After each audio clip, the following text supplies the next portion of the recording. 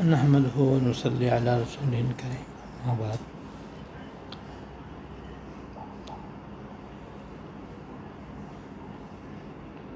سن 8 ہجری میں رسول اللہ صلی اللہ علیہ وسلم نے 300 مجاہدین پر حضرت ابو عبیدہ بن جراح رضی اللہ تعالیٰ عنہ کو امیر لشکر بنا کر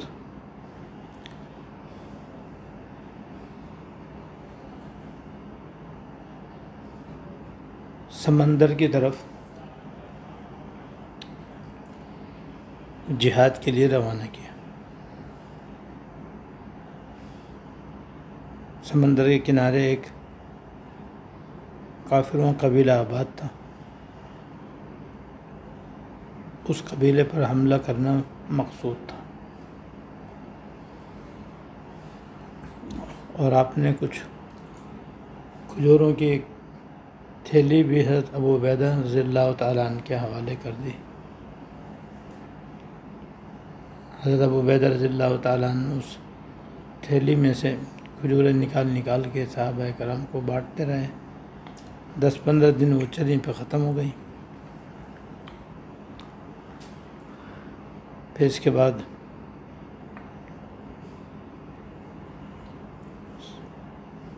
تمام لشکر والوں سے کہا کہ بھائی جس کے پاس جتنی کھجوریں ہیں سب ایک جگہ جمع کر دو، اور جمع کر کے پھر وہ تقسیم کر دی۔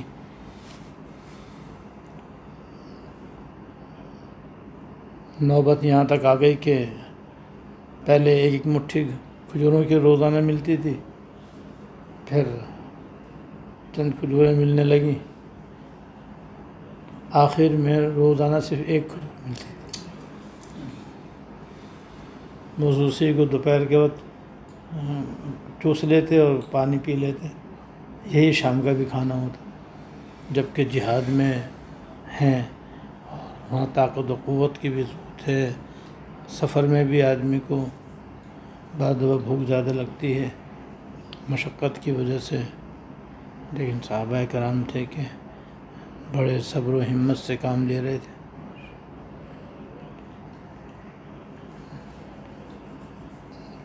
پھر حضرت ابو عبیدہ رضی اللہ تعالیٰ عنہ نے فرمایا بھائی کچھ اونٹ ذبح کرو، تاکہ 300 آدمی کو تو کم از کم 2 وقت کا کھانا چاہیے۔ تو روزانہ 3 اونٹ ذبح ہونے لگے۔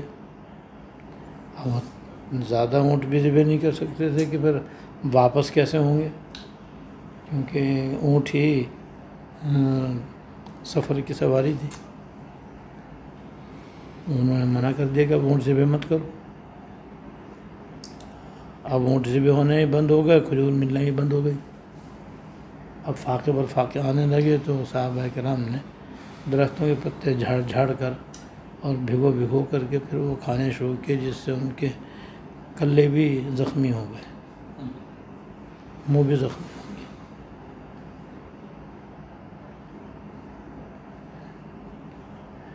اسی اثناء میں اللہ تعالیٰ کی مدد ظاہر ہوئی کہ ان کو ایسا لگا کہ سمندر کے کنارے ریت کا ایک ٹیلہ ہے جو دور تک پھیلا ہوا ہے۔ جب اس سے قریب گئے تو پتہ چلا یہ تو عنبر مچھلی ہے جسے سمندر نے باہر پھینکا۔ وہ اتنی لمبی چوڑی تھی کہ دور سے ٹیلہ معلوم ہو رہی تھی۔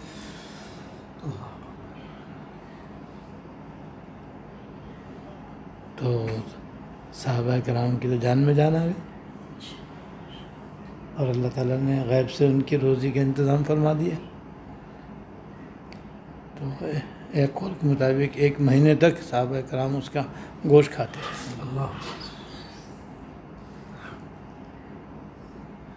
اب جہاں روزانہ 3 اونٹ ذبح ہوتے ہوں، وہاں 1 مہینے تک صرف مچھلیاں گوشت کھاتے رہے تو کتنے سارے اونٹوں کا انتظام ہو گیا۔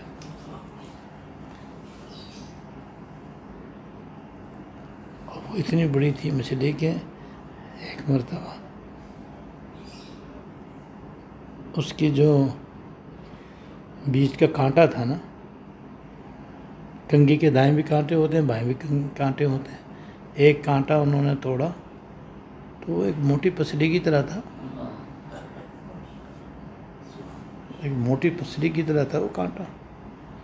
اس کو جب کھڑا کیا نا تو جو سب سے اونچا اونٹ تھا اور سب سے لمبا آدمی تھا، اسے اونٹ پہ بٹھا کر اس کے نیچے سے گزارا، سبحان اللہ، سبحان اللہ، آرام سے گزر گیا۔ اللہ، تو اس سے اندازہ کرو مچھلی کتنی لمبی چوڑی۔ 5 آدمی اس کے آنکھ کے ڈولے میں بیٹھ گئے، آنکھ کے حلقے میں بیٹھ گئے تو پتہ نہیں چلا کہاں بیٹھے ہیں۔ ایک آنکھ کا حلقہ اتنا بڑا تھا، 5 آدمی اس میں بیٹھ گئے، یہ نہیں پتہ کہاں ہے، اتنا گہرا۔ تو صحابہ کرام نے اسے گوشت کاٹ کاٹ کے بھون بھون کے کھایا اور مٹ کے بھر بھر کے چربی نکالی، چربی جسم پہ ملی اور گوشت کھایا، سب کے سب تگڑے ہو گئے ماشاء اللہ۔ جب واپس آئے تو گوشت بھی لے کر آئے مدینہ منورہ مچھلی کا۔ آپ نے فرمایا اللہ پاک نے تمہاری روزی کے انتظام فرمایا، فرمایا اگر ہو تو مجھے بھی دکھا، مجھے بھی کھلانا، صلی اللہ علیہ وسلم۔ تو ایسے اللہ تعالیٰ نے ان کی مدد فرمائی۔ بے شک جو اللہ تعالیٰ کا ہو جاتا ہے، اللہ تعالیٰ اس کے ہو جاتے ہیں، اور اللہ تعالیٰ ایسے غیب سے مدد فرماتے ہیں۔